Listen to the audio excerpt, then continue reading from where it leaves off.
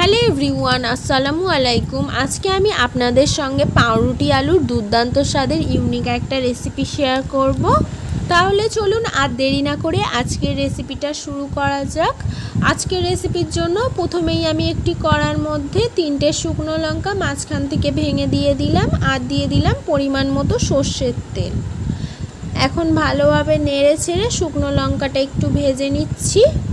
শুকনো লঙ্কাটা ভেজে নেওয়া হয়ে গেছে। এখন আগে থেকে সিদ্ধ করে রাখা 3 পিস আলু আমি দিয়ে দিচ্ছি কড়ার মধ্যে।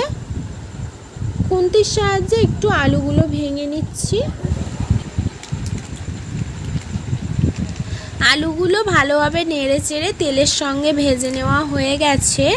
এখন অ্যাড করে দিচ্ছি স্বাদ মতো নুন, শুকনো লঙ্কার গুঁড়ো আর জিরে মরিচের গুঁড়ো। উপকরণগুলো আবারও আলুর সঙ্গে ভালোভাবে মিক্স করে নিচ্ছি। সমস্ত উপকরণ আলুর সঙ্গে মিক্স করে নেওয়া হয়ে গেছে। এখন অ্যাড করে দিচ্ছি অল্প একটু আলুর দমের মশলা। আলুর দমের মশলাটা দিয়ে আবারও একটু মিক্স করে নিচ্ছি। আলুর পুরটা একেবারে রেডি হয়ে গেছে। এখন আমি গ্যাসের ফ্লেমটা অফ করে আলুর পুরটা ঠান্ডা করে নেব। অন্যদিকে স্লাইস ব্রেডের চারপাশের শক্ত অংশটা আমি একটি নাইফের সাহায্যে কেটে বাদ দিয়ে দিচ্ছি। সেম প্রসেসে আমি সমস্ত স্লাইস ব্রেডের চারপাশের শক্ত অংশ কেটে বাদ দিয়ে দিচ্ছি। তারপরে দেখুন আমি একটি বাটির মধ্যে জল নিয়ে নিয়েছিলাম। তারপরে একটি রুটি আমি জলের মধ্যে চুবিয়ে হাতের সাহায্যে এইভাবে চিপে জল আলাদা করে নিচ্ছি।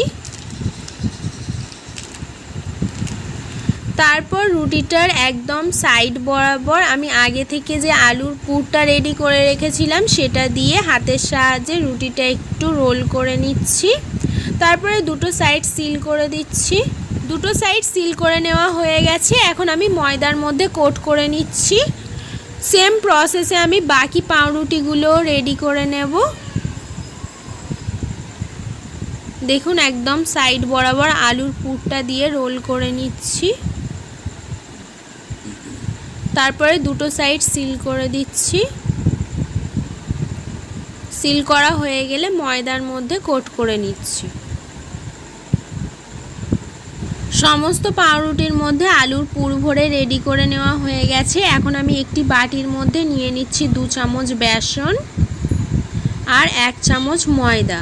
দিয়ে দিচ্ছি স্বাদ মতো নুন, শুকনো লঙ্কার গুঁড়ো, হলুদ গুঁড়ো, জিরে মরিচের গুঁড়ো আর অল্প একটু গরম মশলা গুঁড়ো।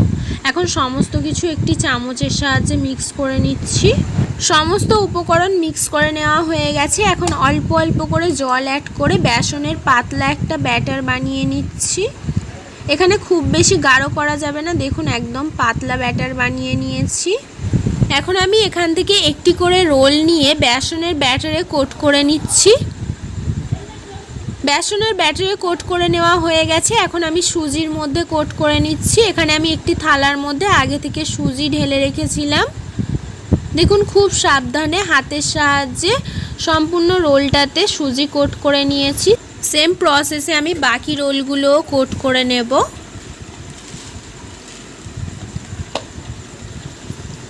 দেখুন প্রথমেই আমি বেসনে কোট করে নিচ্ছি, তারপরে সুজির মধ্যে কোট করে নিচ্ছি।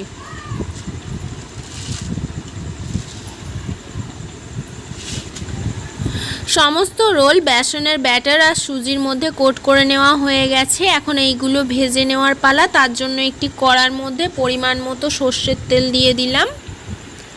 এখানে আপনারা সাদা তেল ইউজ করতে পারেন। তারপরে একে একে গরম তেলের মধ্যে রেডি করে নেওয়া রোলগুলো ছেড়ে দিচ্ছি। হালকা হাতে খুবই সাবধানে নেড়ে চেড়ে উল্টে পাল্টে আমি ভেজে নিচ্ছি সমস্ত রোল।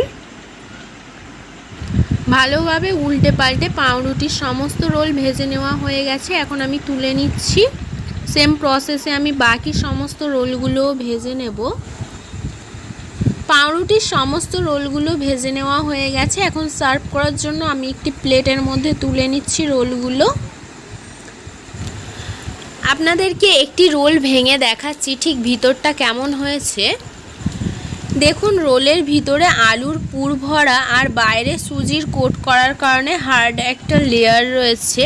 খেতে দুর্দান্ত স্বাদ হয়েছে। আপনারাও চাইলে সন্ধ্যার টিফিনে খুব ইজি এই রেসিপিটা ট্রাই করে দেখতে পারেন। আশা করি আপনাদেরও ভালো লাগবে। আজকের রেসিপিটা এই পর্যন্তই। আজকের রেসিপিটা ভালো লেগে থাকলে হাবিবার রান্নাবাটি চ্যানেলটিকে সাবস্ক্রাইব করে অল নোটিফিকেশান অন করে রাখবেন। ফিরে আসবো আবারও নেক্সট কোনো রেসিপি নিয়ে। সম্পূর্ণ রেসিপিটা দেখার জন্য ধন্যবাদ।